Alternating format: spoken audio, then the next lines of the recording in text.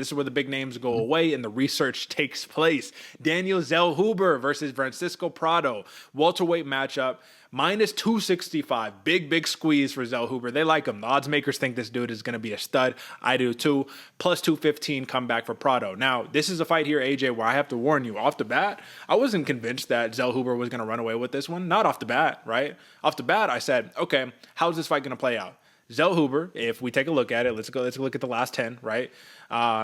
He's doing some damage, right? Got that Christos Giagos fight, got the Anaconda choke, and I feel like this is a very similar matchup right here. Couple of decisions prior, and then he had a big string of finishes, ultimately.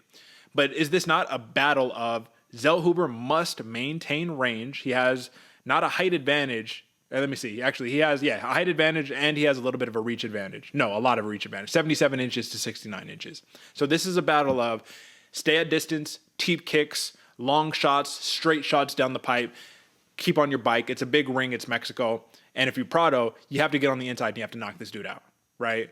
Because one thing that Prado hasn't really done very successfully, and at least not in his last fight, stay on his feet. You got to stay on the feet if you're Prado. If you want to win this fight, stay on the feet, close the distance, and start swinging big. What do you think?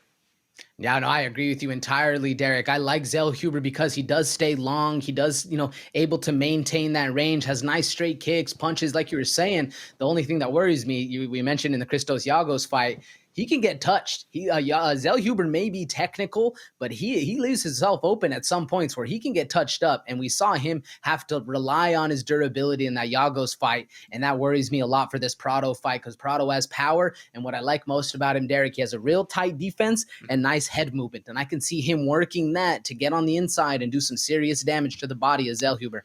He is by no means an afterthought. This dude is 12-1. There we go, right? It's 12-1 or 13-1, something like that. But the point is, this dude is good, right? And when you find him in these tight spots, he finds a way to get the job done. Now, I agree. I think Zellhuber is there to be touched, but the problem is that is a big reach discrepancy that we have right there. Again, 77 inches for Daniel Zellhuber, 69 inches for Francisco Prado. So I really think that if Zellhuber gets hurt bad enough, why not try to rely on some of that grappling? I'm not saying he's a fantastic offensive wrestler.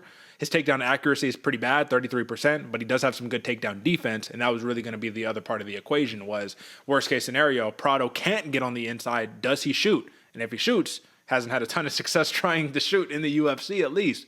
So what is the play if you're a Francisco Prado better? Or what's your confidence level? Confidence intervals, like we're back in school, right? What's the level that you have for Francisco Prado to go in and make an upset? Because I think he is one of the guys that we should keep an eye on. Not an afterthought whatsoever. What do you think?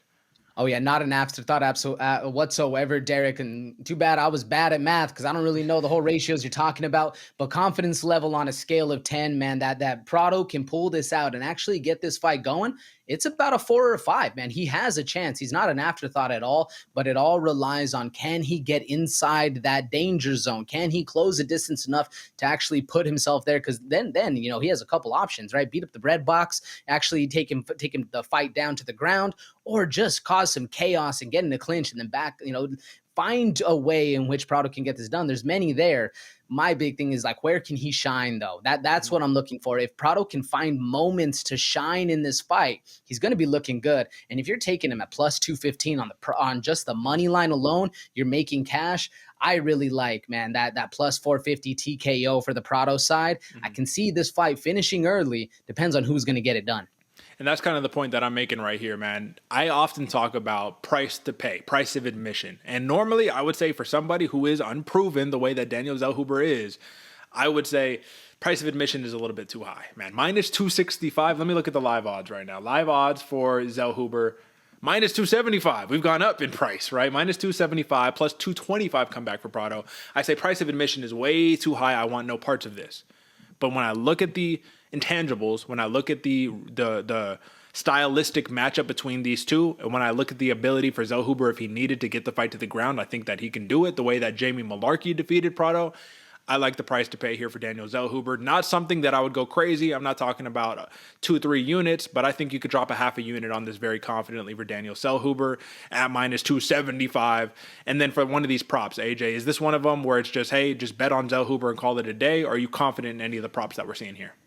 No, I'm thinking this is a money line. If you're betting on Zellhuber, just be confident in it. But I mean, if there's something I'm looking at, honestly, Derek, I think it's that plus 500 submission. We've seen him do some really good work on the hands and feet, and then he finds himself with those long, lanky limbs, being able to cure up a choke or a submission. That right there. How much juice do you see on that plus 500 submission? I'm not confident. I'm not confident. I'm really I think Prado is going to be a durable guy. I don't think that he's going to get finished in this fight unless it's some spark KO. And I think if a spark KO happens, I think it happens Prado knocking out Zellhuber. So put respect on Prado. Fantastic prospect right here. Think this dude's going to be around for a while. But we like Zellhuber. Consensus pick, money line, and we're tying that into the parlay. Don't forget, Bloody Water Podcast parlay, Daniel Zellhuber and Fares Ziam. All right.